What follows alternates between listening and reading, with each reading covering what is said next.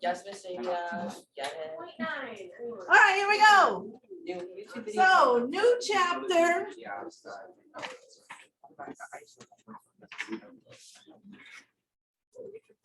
Okay, so I have written this handy dandy guide for you to help you remember how to factor trinomials. So you have done this in the past. It's just, how long has it been? So first of all, let's even remind ourselves what a trinomial is. Don't let her know. Did you get it out? Guys, we don't have a lot of time today. We have a lot to talk about. Yeah. So what in the world is a trinomial? These are the polynomials that have three terms. Tri meaning three, right? So they all look like this. Y equals ax squared plus bx plus c. Oh, you know what? I just realized there's a typo right there. That x is not supposed to be a exponent. It's just supposed to be an x. I'll rewrite it right here. Sorry. Ax squared plus bx plus c. No exponent. Sorry, I must have just hit superscript. Anyway, so we're going to be talking about the numbers a, b, and c quite a bit. So can everybody take a look at number 1 right here and tell me what a, b, and c are? Go ahead and maybe just list them. Yep, 3, b is -5, right? Signs matter. So b is going to be a -5, and then c, of course, is 2. Okay, perfect. Try the second one, which is a little trickier. I stole it. Guys, I really need everybody's attention today. Go ahead, Zach. -50. Oh, I'm over here. Where are you? Oh, I was in the wrong one, sorry. Yeah. -6, -7. So here's the thing. A is always the coefficient of the x squared term. So this thing is actually not in standard form. So what you might want to do before you do anything is rewrite this so that it does go in standard form. So that's the highest exponent, and then work your way down. So when I rewrite this, that negative is going to stay with that x squared. So it's going to be -x squared minus 6x and then a +7. And now it's a little bit easier to figure out what a, b, and c are. So a is -1, b is -6, and c is 7. Okay, so always be mindful of that. We want things in standard form if they're not already there. So take a minute and rewrite them if you have to. Okay, so I know I'm going a little bit fast through this, but you guys have seen trinomials before, right? And this, you kind of remember this? All right, perfect. So one thing we can do when we are factoring is we can always pull out a greatest common factor if we see one. So if you look right here at this example, 5n squared minus 5n plus 15. If I look at these three terms individually, and I ask myself, gosh, is there a common factor through these three? You would tell me, yes, it's 5, right? So I could factor a 5 out of the whole thing. So take a second and go ahead and try that. If you pull out a 5, what would be left behind?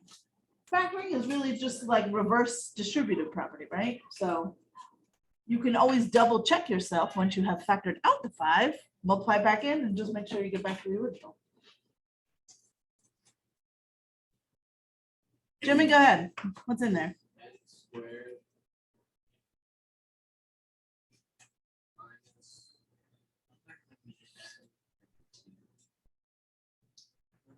+3. You got it. Y. That's all right. I literally have like So there it is. We pulled out a 5. If you wanted to check yourself real quick, you could just redistribute that back in and double check. Yep, it really does match my original. Okay, you try number 2. Number 2, I'll just give you a tiny hint, has more than one thing that you could take out. So you're going to take them both out together. oh. Hold on to it for just a second. Uh-oh. I'm just kidding.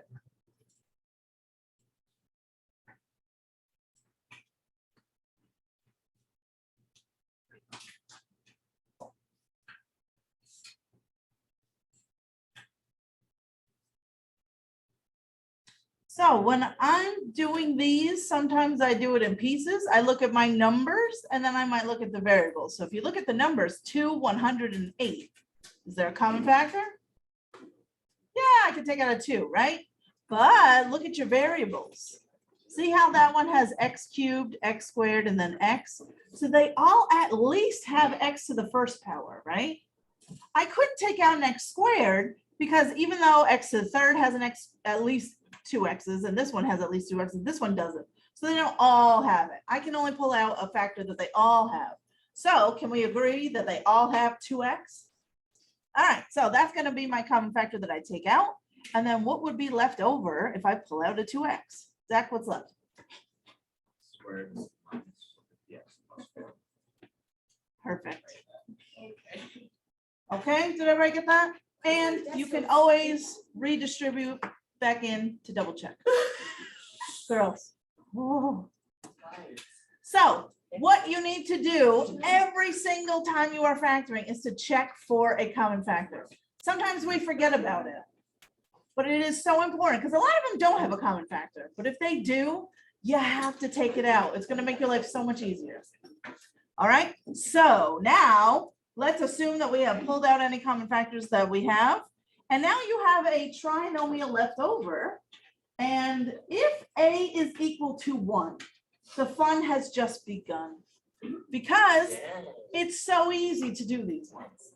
If you want to factor a trinomial where A is 1, the steps are very easy. You probably remember them.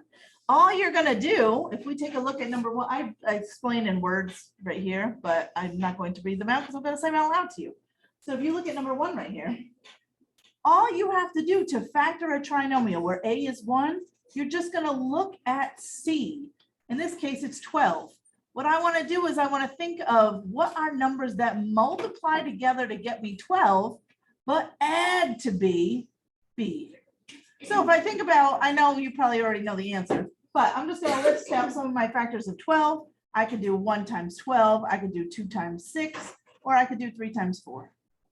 Those are all the factors of 12, right? Let me zoom in a little bit. So now out of these pairs, I'm looking for which pair adds up to be 7. Clearly, this one is a super easy example. I find right away, oh, it's 3 and 4.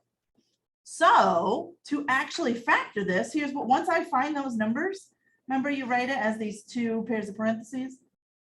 And then the first term is always just X, right? Or whatever variable it is you're using. And then these are, I just put in a +3 and a +4. Now, Mrs. Savia, how do you know which order to go in? It doesn't matter. It doesn't matter because you're just multiplying these together. So whether I did x + 4 times x + 3 or x + 3 times x + 4, it doesn't matter. Oh, I see some of that. And that's it. You're done. You have finished factoring that trinomial. If you would like to check yourself, you can. You would just multiply these 2 binomials back together. How do you do that? How do you multiply 2 binomials? What's that magic word we use? FOIL. You'd have to FOIL them back together. Yes. Me too, but we'll talk about that. Now, what about signs? These were all positive, so it wasn't that bad. But what happens? Let's slide over to number 2. If you have something like a -20 on the end, well, I need factors that multiply to be a -20, but I still want them to add to be a +8. So, I mean, you get really fast at these, but if I'm thinking about -20, well, I could have a +1 and a -20. Those 2 things multiply together to get me -20, but they don't add to be a +8. So that's clearly not it. I can do -1 and a +20. Still doesn't work. So I'm just going to go through the factors. You probably already know what they are. What are my factors that are going to add up to be a +8? A -2 and a +10, right? See how that, and you got to watch the signs, right? Because if that had been a -8, I would have wanted a -10 and a +2. But these are the ones that get me what I want. If I add that, that's +8. If I multiply them, it's -20. So that's the pair I need. So once I have found the pair, again, I just do my parentheses. So I'm going to put in an x -2 and an x +10. Is this ringing a bell? You remember doing this way back when? Can you raise your hand if you have never, ever seen this? Or you don't remember any of this at all? Okay, good. I totally forgot about this. But now it's coming back, Yeah. just like Celine Dion. Anyway, all right, That was funny. 3. Now hold on. A is not 1 here. But what can we do? Take out a 10. So go ahead and try this. Pull out that 10 first, and then see if you can factor what's left on the inside.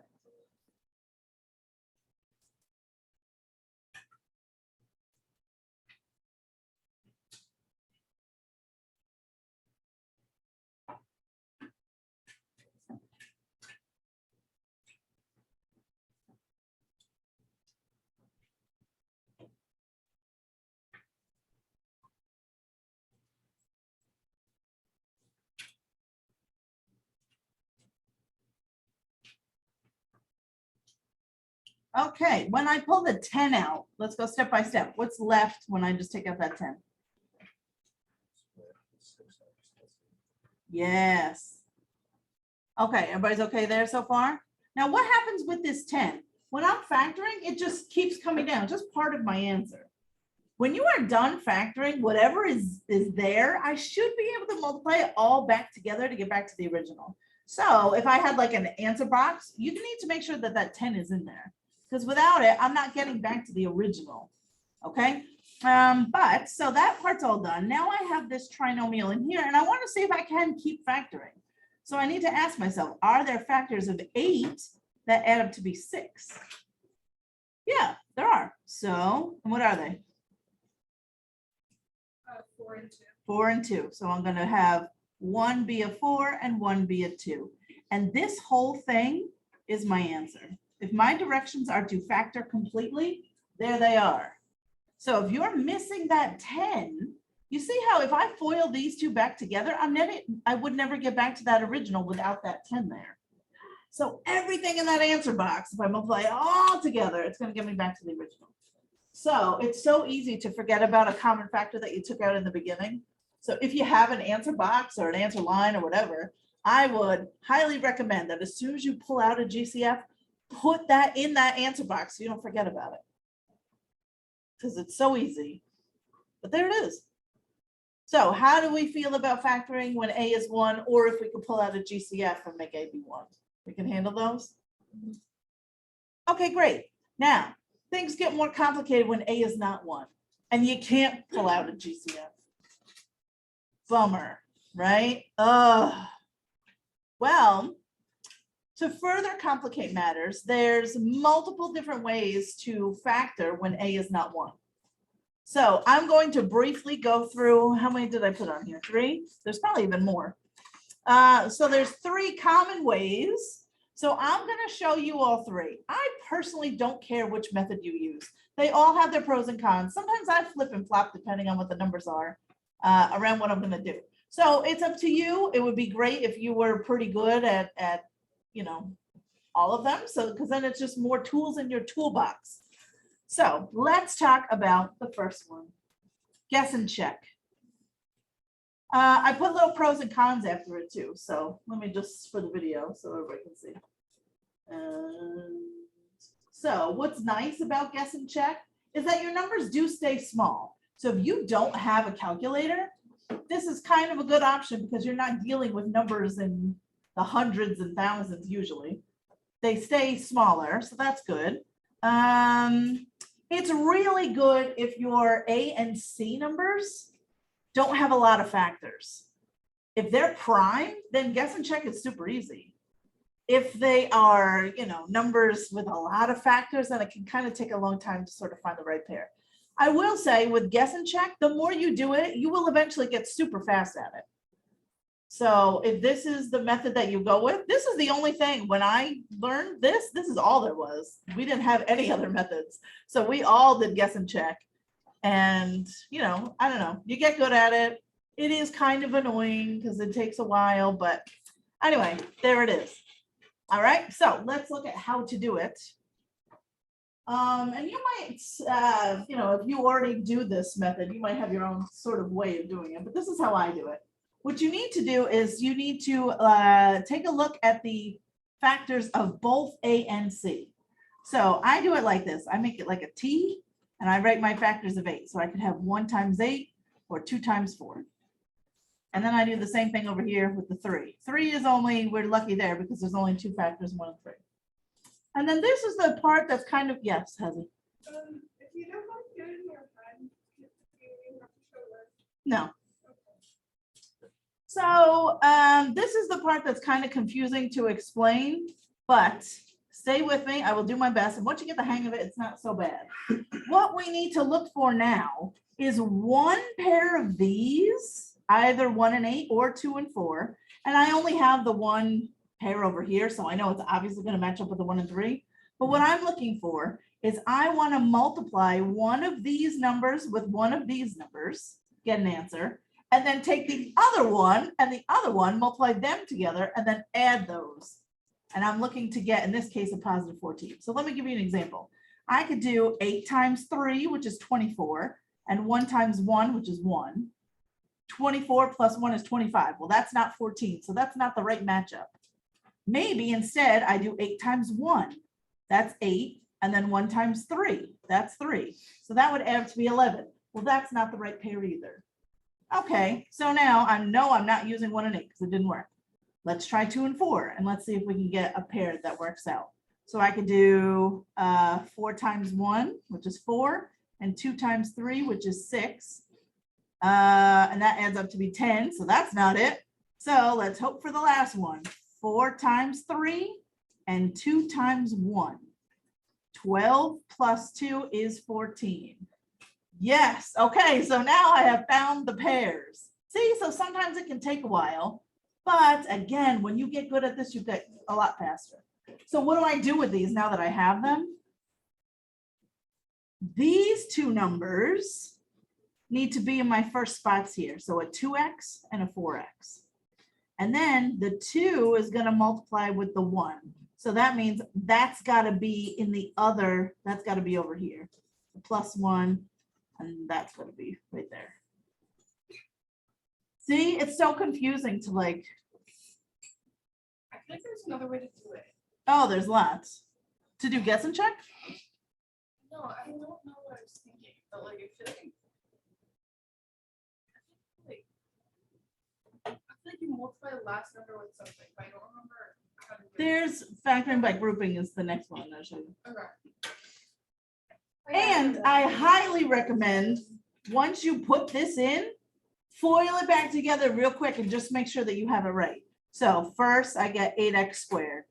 Outside, see, I have to have the 2 times 1. So that's why the 2 had to be there and the 1's got to be over in this other set of parentheses.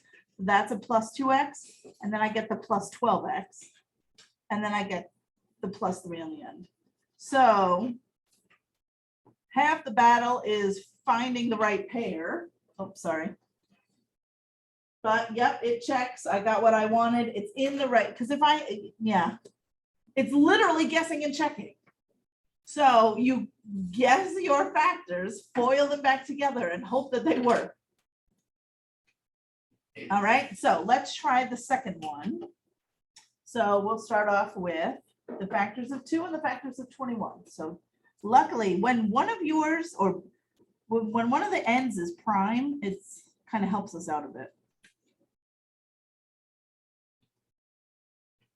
So take a minute and see if you can find the right pair and the right order. That'll make 17.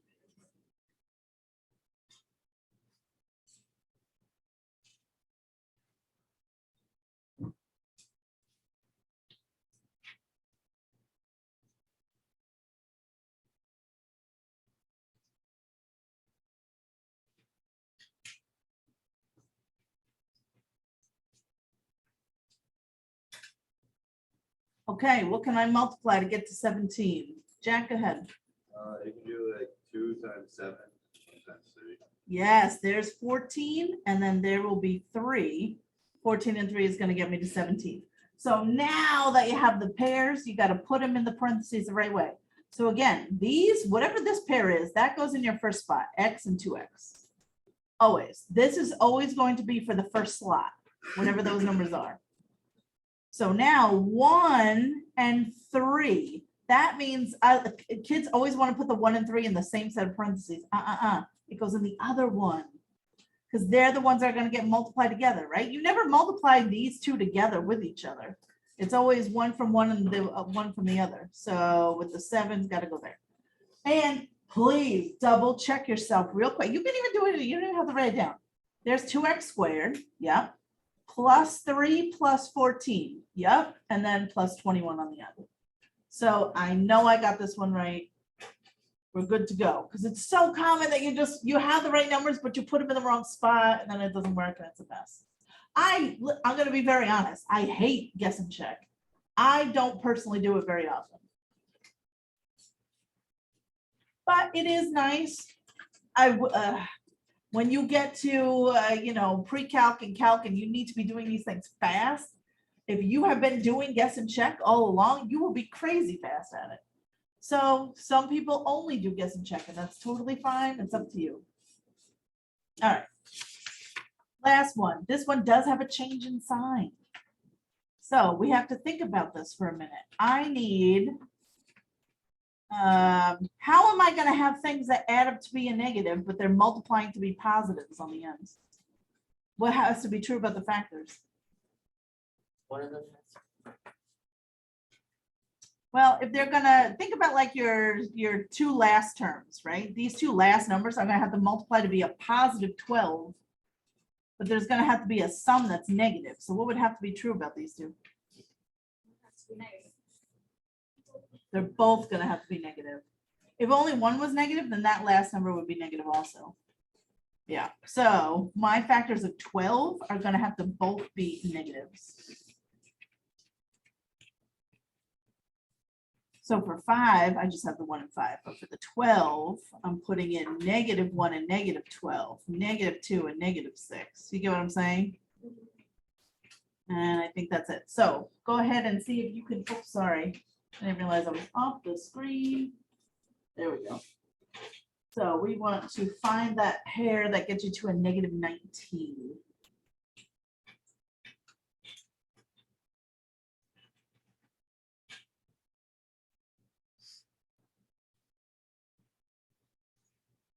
Did you find it? See, and you get fast at them. I just have it here. Is a -15 right there and a -4. So when I go to put these pieces together, remember those are always in the first spot. So x and 5x. And then in the opposite one with the x, so not in the same set of parentheses as the 1. So that means over here, I got to put the -4 and I put the -3 there. I'm going to multiply together real fast just to make sure that I didn't mess this up. 5x squared. That would be a -4 and a -15 to give me that.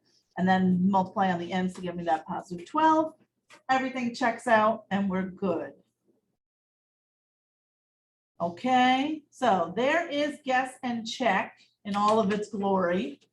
Can you raise your hand if this is what you normally do? Do you remember from Algebra 1? You do guess and check? Okay. All right, perfect. So that's one method. That I'm telling you right now, if you don't have a calculator, that's your best method because all you're doing, the highest numbers you ever get are just the factors of these two, right? It's just the factors of the 5 and the 12 and then what they add up to.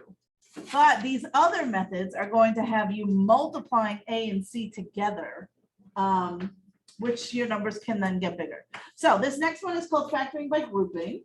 Let me tell you what's good about it and what's bad about it. So pro, it is easy enough to remember once you get the hang of it. So just like anything, you got to get into the swing of it and then it's okay. We also factor 4-term polynomials by grouping. So when we are eventually doing that, if you already know how to factor them here, it's the same thing. So that makes that part easier for you. Con, like I said, the numbers can get big. And so with a bigger number, it can take more time because now you got more factors. So anyway, so let's give it a shot. Let me show you how to do this one. Again, it's all there in words for you if you need to go back and read it, but I'm just going to explain it to you verbally. So let's all take a look at number 1 and we'll do this one together. We're doing the same 3 problems, so I already know what the answers are going to be. Let's look. So your first step is to multiply A and C together. So if I do A times C, in this case, that's 8 times 3, right?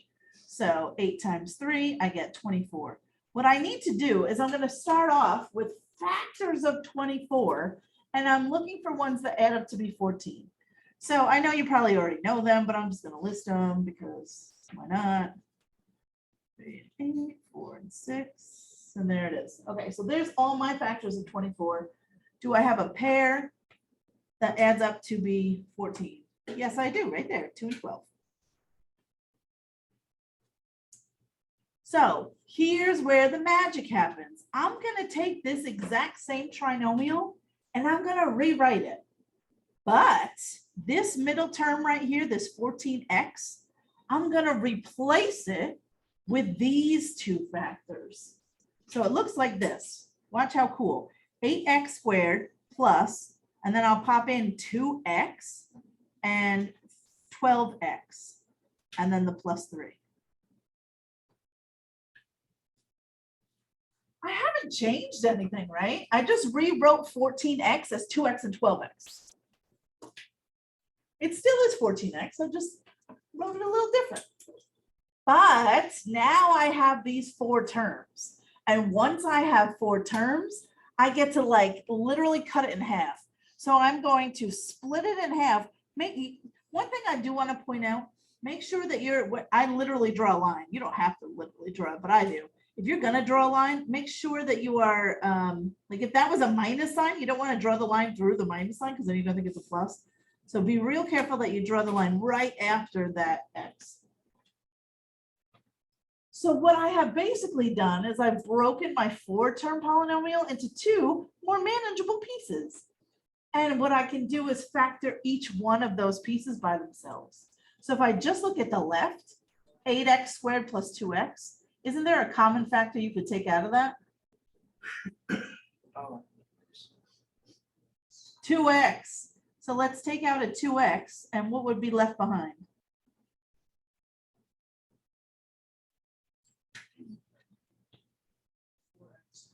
You got it, 4x plus 1, right? Does everybody see that? You could redistribute just that chunk in and just double check. Yep, I get 8x squared plus 2x. Perfect. On the right-hand side, I'm going to do the same thing. I have 12x plus 3. Is there a common factor you can pull out of that? 3. Let's take out a 3 and see what's left. Wouldn't that be, what would be left in there? 2x. Or 4x plus 1. Yes, 4x plus 1. Now, here is something that's so cool. Just sort of separate that off. Look at your 2 sets of parentheses. Do you see how they match? Isn't that wild? They have to match. If they don't match, you messed up, so stop. But once you see, oh yeah, they really do match. That means 4x plus 1 is one of your factors. And the other one is just what is out in front of the parentheses, a 2x and a positive 3. So I put them together like that. Was that so bad? Way better than guess and check, in my opinion. But it has its limitations because you can get real big numbers when you're multiplying A and C together. So if you multiply A and C and your number is like 840, well, 840 has a lot of factors. But again, when you get good at it, you can find the factors kind of quickly. So any Hoosers, here they are. Try number 2.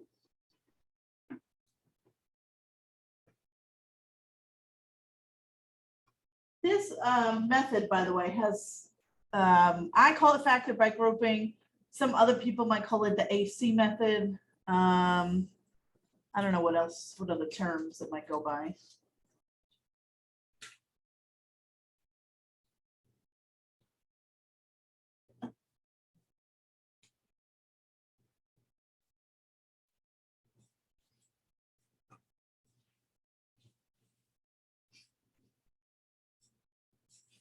Oh, okay. So see here, we have 42, kind of a big, I mean, it's got a lot of factors. Well, maybe not so many. Yeah, it does kind of. 3 and what? I don't know. 14? Yeah.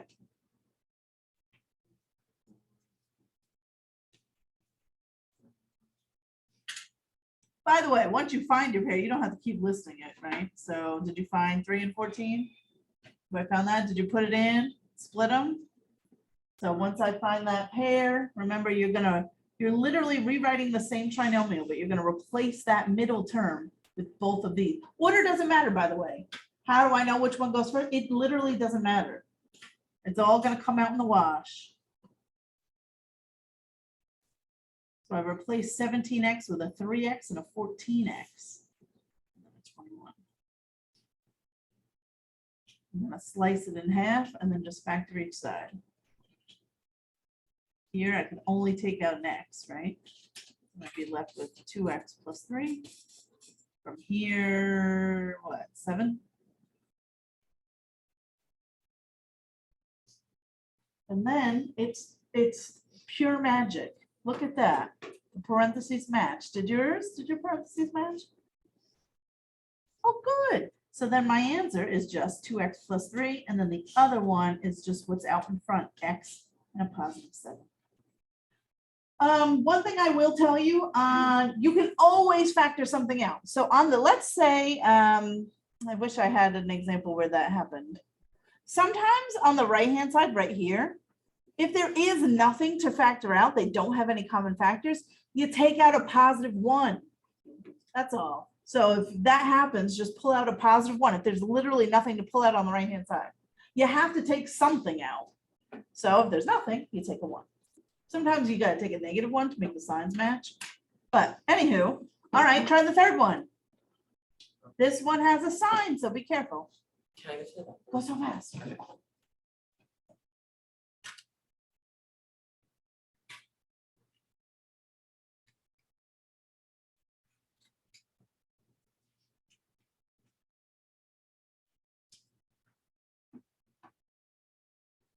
So I'm looking for factors of positive 60, but they got to add to be a negative 19. So it has to be true about both of my factors.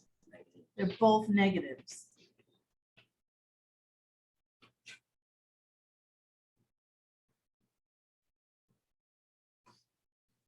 Ding,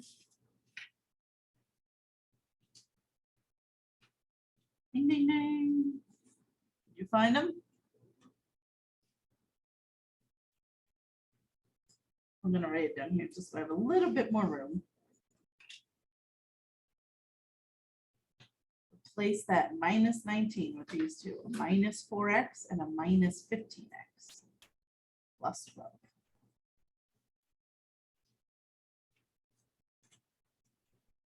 Slice it and dice it.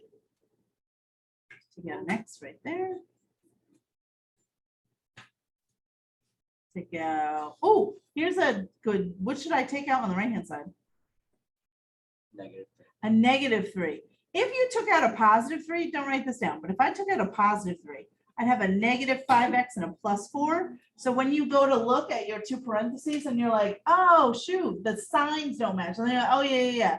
I should have pulled out a negative 3 there, and that would have fixed that. So if you're just off by the sign, that's all you got to do. If that first term is negative, it's always, you're just always going to pull out a negative number. So 5x minus 4, my parentheses match. Did everybody end up with 5x minus 4? And this time it'd be x minus 3. Is that one okay? You got that one? And of course, you can always FOIL that together just to double check that you really did get it right. Okay, yes. You have to wait till Brady gets back. And you're not going to want to miss method 3. Because method 3, you may not have seen before. I don't know, but it's my personal favorite. This one is called Slide and Divide. How cool. It is cool. Watch. This is, you're not going to believe it. Especially if you haven't seen this before, it's going to blow your mind. So, pros and cons, because they all have them. Pro, it feels like the easiest. Con, it's just, I mean, it is the AC method, just kind of different. Again, same con there, my numbers can't, like, look at this last one. If I was doing a guess and check, I would only be looking at factors of 5 and 12 adding up to 19. Doing A times C, I went up to 60. Right? So now I mean, these numbers aren't that bad, but they can get real bad real fast. You can do A times C and be in the hundreds, and now there's lots of factors to go through. So it's just something to keep in mind. All right, so this one, again, I am doing A times C, so my numbers can get a little bit big. And then the biggest con, I would say, even though this one's the easiest, it's the easiest. Kids always, well, I shouldn't say always, it's very common for kids to mess this up, but they think they're doing it right. So they do like a whole test doing this method, and then they all end up wrong. It's like, oh my gosh, did you check any of them? Clearly not. So I'm going to put this one, I'm going to teach it to you with a big, use at your own, what am I trying to say? Use at your own risk? That's not the same. Use with caution? You know what I mean. Be careful with this one. All right, let me show you how to do it. I gave an example right here. Look at these cute little steps. Slide, factor, divide, bottoms up. Let me explain. Okay, let's do number one together. We're going to start by, we do multiply A times C, but here's where things change. Look at this. You kind of drop A.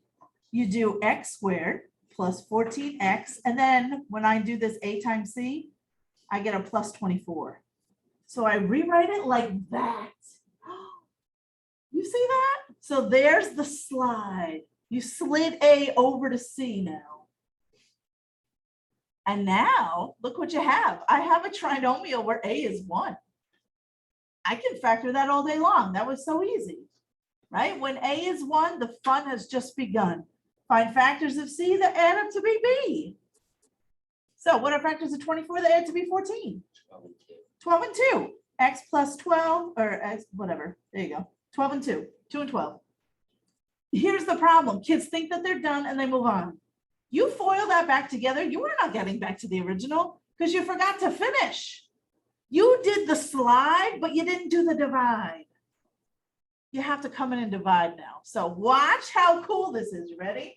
So we did the slide with 8. We did 8 times 3. Now you got to come in and divide both of these by 8.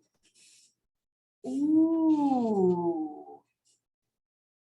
Now, I have two fractions in this case, which can be reduced. So you need to reduce them. So this now becomes x plus 1/4. This one becomes x plus 3/2, right? So you do have to reduce a fraction if there's a reducible fraction. And then the last step is called bottoms up. You ready? You take that denominator and it's going to swing around and stick in front. Swing around and stick in front. So this final answer is actually 4x plus 1 and 2x plus 3. Foil that back together and you get back to that original. It's wild. It's like a roller coaster. And I'm telling you, use with caution, because if you think that you're going to forget to do this whole second half of the problem, which lots of kids do, I'm telling you, don't go down this road then. If you like factoring by grouping, stick with it. If you like guess and check, stick with it. If you like a little adventure, you can take this for a spin. Let's try it with number 2. So do your slide.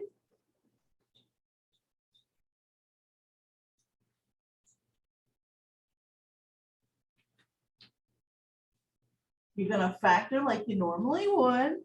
I want factors of 42 that add to be 17.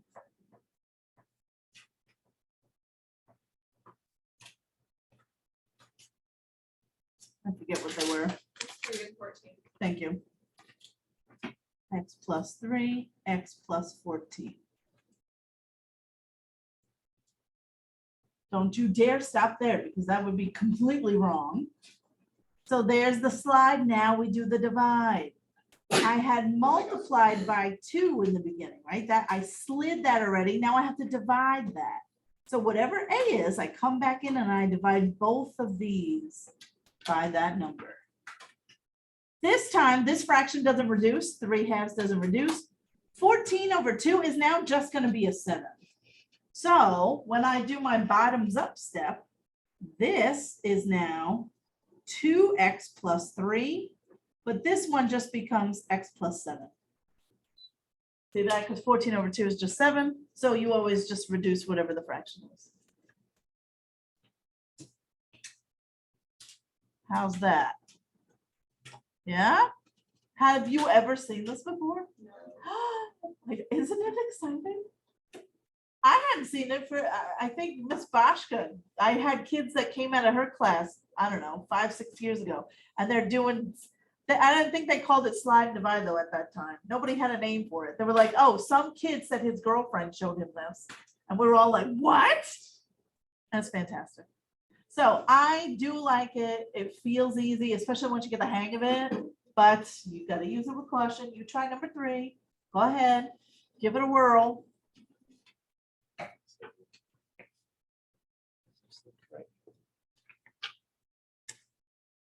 Let's see. Yeah, it's perfect.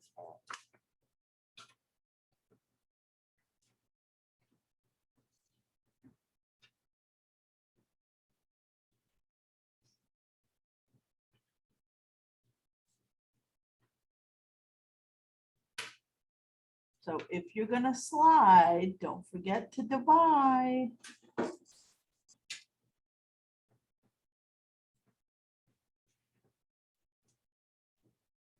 So everybody got that? We're gonna do 5 times 12, 60. Factor this like a normal, when A is 1, the fun's just begun. What was it? A negative 15 and 4? Is that right?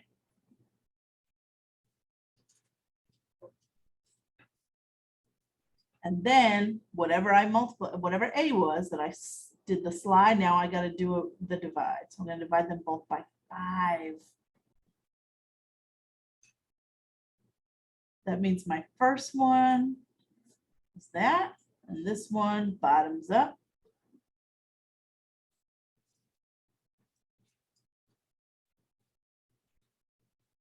Always you can foil it back together, make sure it's right. Yeah, looks good to me. Yep. Wait, I don't think it's bottoms up part. So see how this fraction 15/5 is just 3, right? Yeah. This fraction doesn't reduce. So whatever the denominator is just becomes the new coefficient. So I take that bottom number and I stick it right there. Oh, I see. Yeah. So our cute way to remember is bottoms up. Take that bottom and now move it up to the front. And that's it for factoring trinomials. And then I was like, you know what, while you're doing all of these, you're probably going to see difference of 2 perfect squares. So let's throw them in real quick because they're super easy. And so, well, let me, before I move on. Again, I don't care which method you're using, 1, 2, or 3. I'm never going to say you have to solve this one this way, or you have to figure out what's comfortable for you. Make sense? All right, friends. Let's find the difference of 2 perfect squares super fast. These ones are nice and easy. You probably remember them. If you have, remember what the squares are? 1 squared is 1, 2 squared is 4, 3 squared is 9. So the perfect squares are 1, 4, 9, 16, 25, 36, and so on forever, right? So also any exponent to an even, any variable to an even exponent is a perfect square, right? What's the square root of x squared? X. What's the square root of x to the 4th? X squared. Trick question, or is it? What's the square root of x to the 6th?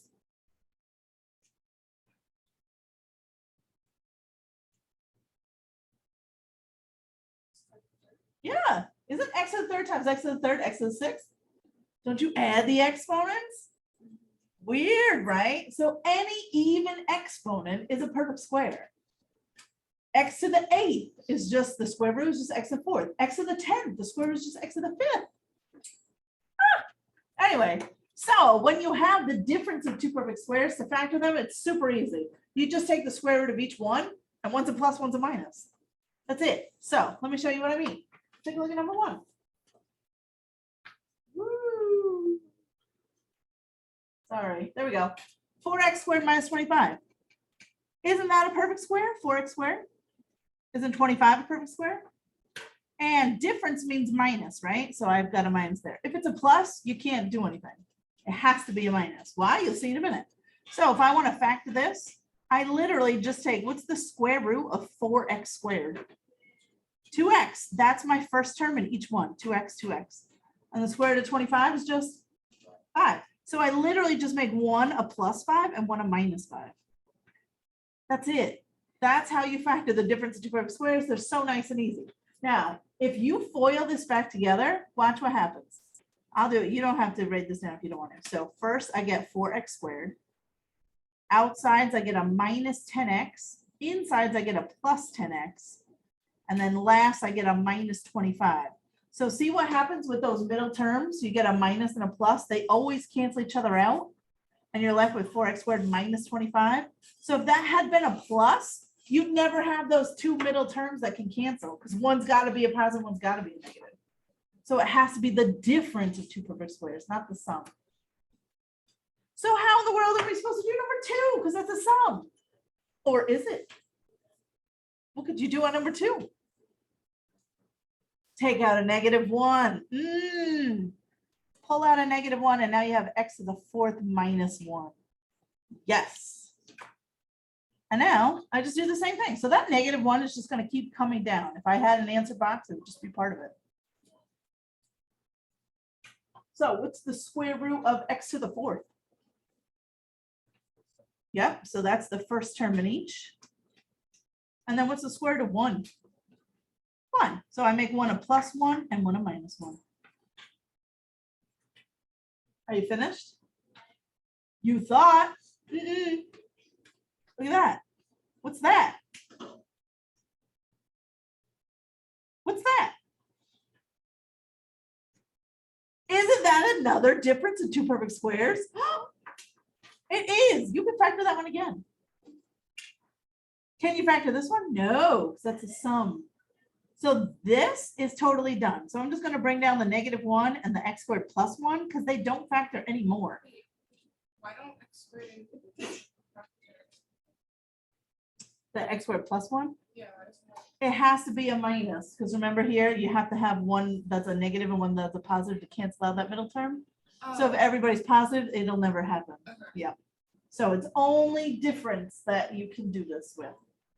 But since that one is, what's the square root of x squared? X. So x goes in the first spot of each, and then square root of 1 is obviously 1. So one's a plus 1, one's a minus 1. That is a fully factored answer. Hello. Thank you. Let me give you this.